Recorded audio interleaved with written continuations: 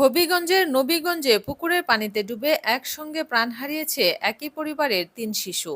বুধবার বিকেলে করগাঁও ইউনিয়নের পাঞ্জারায় গ্রামে ঘটে এই মর্মান্তিক দুর্ঘটনা।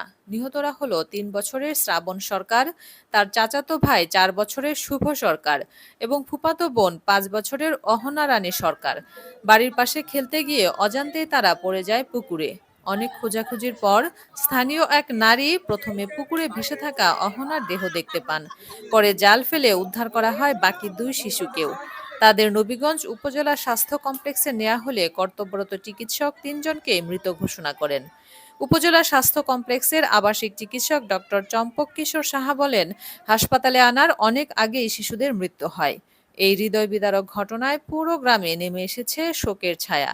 শিশুদের মৃত্যুতে বাকরুদ্ধ স্বজনরা। স্বপন রবি দাসের তথ্যচিত্রে জিন্নাতুন নাহার, চ্যানেল 21, হবিগঞ্জ।